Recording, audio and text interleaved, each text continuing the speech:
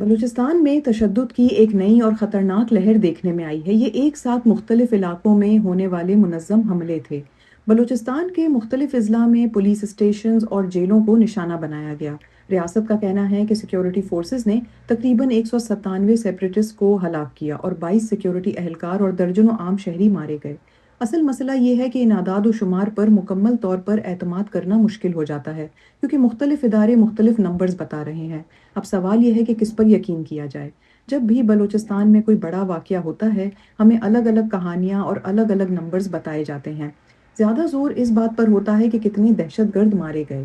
عام شہریوں کی ہلاکتیں اکثر کم بتائی جاتی ہیں یا دیر سے سامنے آتی ہیں۔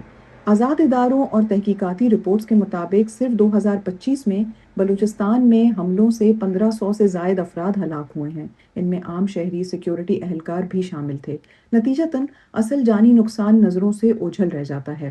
اس میں سب سے مایوس کن کردار میڈیا کا ہے۔ پاکستانی میڈیا صرف ریاستی بیانات پر انحصار کرتا ہے۔ زیادہ تر چینلز اور اخبارات وہی دکھاتے اور لکھتے ہیں جو سیکیورٹی فورسز انہیں بتاتے ہیں، خود جا کر تحقیق نہیں کرتے۔ ان واقعات کے پس منظر پر بات ہی نہیں ہوتی۔ یہ سوال نہیں اٹھتا کہ بلوچستان اتنا پسماندہ کیوں ہے۔ بلوچستان کا مسئلہ عسکری ہے یا سیاسی؟ وسائل ہونے کے باوجود مقامی لوگوں کو فائدہ کیوں نہیں ملتا؟ لاپتہ افراد، بے روزگاری اور محرومی کا کیا کردار ہے؟ عام بلوچ لوگ، خواتین، نوجوان، ان کی بات سنائی نہیں دیتی۔ زیادہ تر رپورٹس اسلام آباد یا کوئٹہ کے پریس ریلیزز پر بنائی گئی ہوتی ہیں۔ بین الاقوامی میڈیا بھی صرف تب آتا ہے جب خون زیادہ بہہ جائے۔ وہ بھی بلوچستان کو ایک سیکیورٹی مسئلے کے طور پر دیکھتے ہیں، انسانی اور سیاسی مسئلے کے طور پر نہیں۔ تو اب سوال یہ ہے کہ تشدد کیوں خطرناک حد تک بڑھ رہا ہے؟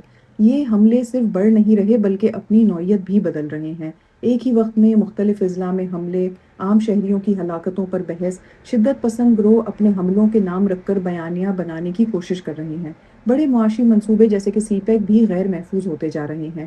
یہ سب ظاہر کرتا ہے کہ مسئلہ صرف بندوق کا نہیں، مسئلہ اعتماد، انصاف اور شمولیت کا ہے۔ اب وہ باتیں جو کھل کر نہیں کی جاتی ہیں۔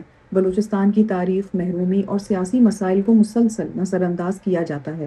جب ہر مسئلے کو صرف دہشت گردی کہہ دیا جائے تو مسئلے کی جڑ تک کبھی نہیں پہنچا جا سکتا۔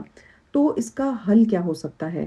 یہ مسئلہ صرف فوجی کارروائی سے حل نہیں ہوگا۔ اس کے لیے کئی سطحوں پر کام کرنا ہوگا۔